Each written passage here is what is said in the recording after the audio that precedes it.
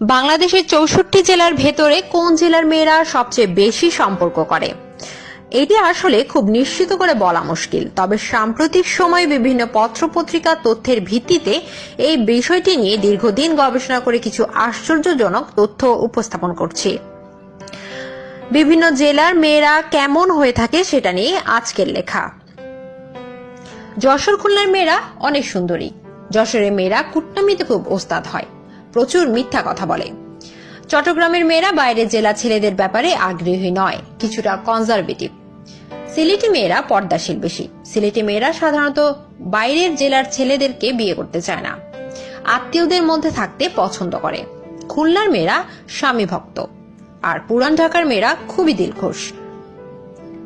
উত্তরবঙ্গের মেয়েরা কোমলমতি হয় এবং বেকুব ও আনক্রিয়েটিভ।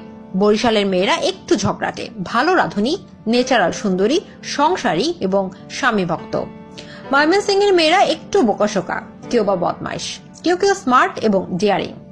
সিরাজগঞ্জের মেয়েরা ভালো যদি শান্তিতে ঘর করতে চান। বগুড়ার মেয়েরা ঝাল। কুষ্টিয়ার মেয়েরা অহংকারী, কিন্তু সেই তুলনায় গুণবতী নয়।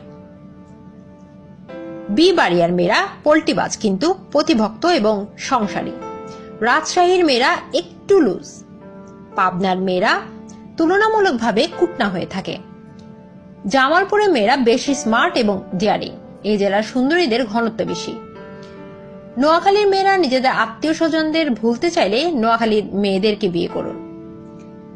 ফরিদপুরের মেয়েরা চোরা স্বভাবের, ওদের মতো কুটিল প্যাচের মানুষ খুব কমই হয়ে থাকে।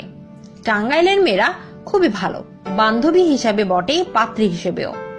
নারায়ণগঞ্জের মেয়েরা অতিশয় ভালো এবং বদমাইশও বটে। ভিডিওটি লাইক করুন,